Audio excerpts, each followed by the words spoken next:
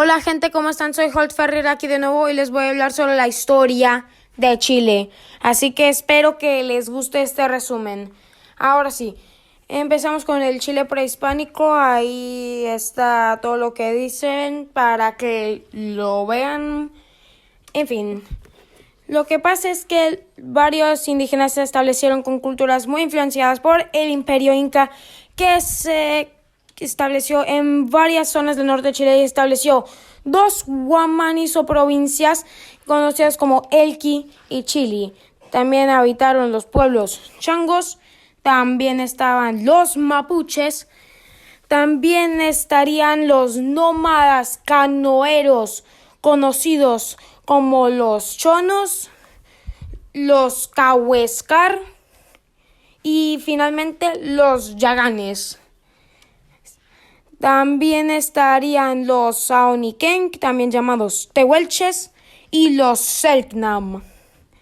Sí. En fin, en la isla de Pascua se desarrolló la cultura polinésica conocida como Rapa Nui, que casi se extinguió a mediados del siglo XIX. Ahora pasamos al periodo de...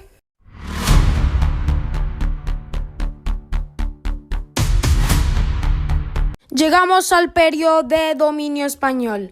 En noviembre del año 1520, Fernando de Magallanes fue el primer explorador europeo en reconocer los territorios chilenos al cruzar el estrecho que lleva su apellido. Entonces empezaron a conquistar el territorio, pero la expedición de Diego de Almagro terminó fracasando.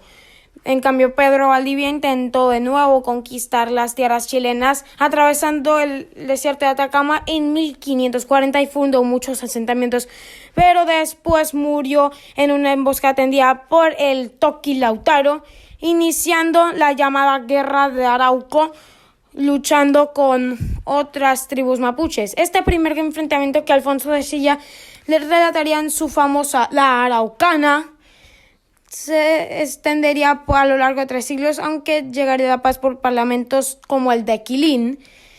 Y después llegamos a esto, aquí se funda la Capitanía General de Chile, una de las zonas más australes del Imperio Español, que producía con materias primas como cuero cebo y finalmente trigo, por supuesto, a los españoles del territorio chileno. Ahora, después, para el siglo XIX, Chile se empezó a aburrir y se independizó, obviamente. Ahora nos adentramos en el periodo de... En el marco de las guerras de independencia hispanoamericanas, Chile también se independizó el 18 de septiembre de 1810 con la primera junta de gobierno, aprovechando el arresto del rey de España Fernando VII a manos de Napoleón Bonaparte. Aquí iniciaría el periodo de la Patria Vieja con líderes como José Miguel Carrera, pero después llegaría la batalla de Rancagua, en la que los patriotas serían derrotados por el Ejército Real de Chile, que reconquistaron el territorio restaurando la Capitanía General de Chile. Después expedicionaron en las Provincias Unidas del Río de la Plata y llevarían a cabo un periodo conocido como la Guerra de Zapa, encabezada por un patriota chileno bajo el nombre de Manuel Javier Rodríguez Erdoiza. También hay que destacar el Ejército de los Andes comandado por el famoso José de San Martín, que después del triunfo en la batalla de Chacabuco formaron la Patria Nueva y después firmarían la Constitución del Acta de Independencia firmada por el Supremo Director Bernardo Higgins, y después de la batalla de Maipú fue ratificada. Después de esto y después existió la primera escuadra nacional liderada por Thomas Cochrane, un escocés nacionalizado chileno. ¿Y todo iría bien con la nueva nación de Chile? Bueno, unos añitos después. Oye, esto no puede estar pasando. Ahora mis reformas causaron gran descontento por parte de la oligarquía, así que voy a tener que renunciar. El 28 de enero de 1823, Bernardo Higgins renunció. Unos años después, surgiría la Guerra Civil de 1829-30 entre los bandos pipiolos llamados liberales y los pelucones también llamados conservadores. Se llevarían la victoria los pelucones, también llamados conservadores, en la batalla del Ircay de 1830, comandados por el general José Joaquín Prieto, iniciando el periodo de la República Conservadora que existiría hasta 1861 con la elección del liberal José Joaquín Pérez, iniciando el periodo liberal que estuvo marcado por la Guerra del Pacífico, que por cierto de ella tienen un video en el canal por si quieren verlo. Se me olvidó mencionarlo antes, pero en la República Conservadora existió una figura conocida como Diego Portales, una figura muy importante en la historia de Chile. Volviendo con la República Liberal, surgió la Guerra Civil de 1891, que enfrentó al presidente Balmaceda contra los congresistas, y la batalla de Brasilia. Después Balmaceda se suicidaría. Unas décadas después, en 1920, resultaría electo Arturo Alessandri Palma, que redactaría la Constitución Política de 1925, pero después renunció en 2 oportunidades. Después estaría Carlos Ibáñez del Campo. Pero los estragos de la Primera Guerra Mundial, que por cierto también tenemos un video en el canal, causarían la Gran Depresión, que en Chile se tradujo en una grave crisis económica, y después estaría la República Socialista de Chile, que duró poco.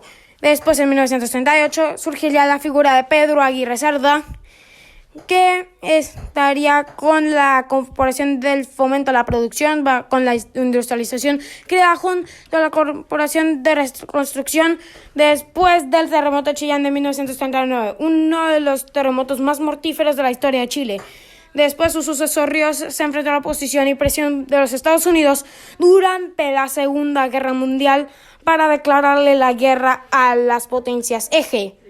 Después el gobierno le declaró la guerra al imperio del Japón, que después se rendiría después de, ya sabes, unos añitos después.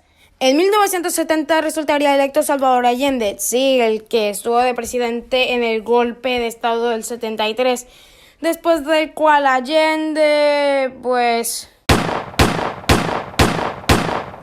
Pobre Salvador Allende, siempre te recordaremos como una leyenda. También en este golpe de estado participaría el infame Augusto Pinochet, que establecería una dictadura que duraría hasta el 90. En mi opinión personal, la dictadura de Pinochet fue una de las peores de la historia de Latinoamérica, porque hubo violaciones a los derechos humanos, desapareceres de gente, y después tuvieron el conflicto de Beagle con Argentina, que estuvo a punto de llevar a la guerra a ambos, pero que fue evitada por la intervención del Papa Juan Pablo II, y después de un plebiscito se redactaría la Constitución actual de 1980.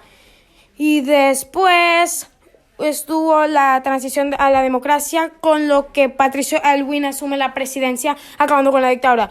Ahora vemos lo que ha pasado en los últimos años. La elección de Michelle Bachelet, la primera mujer presidenta, después la de Sebastián Piñera, durante su cual estuvo el estallido social, y luego estuvo Gabriel Boric, con apoyo del llamado Frente Amplio, el Chile Digno y el socialismo democrático. Y después el expresidente Piñera moriría en un accidente de helicóptero en el año 2024.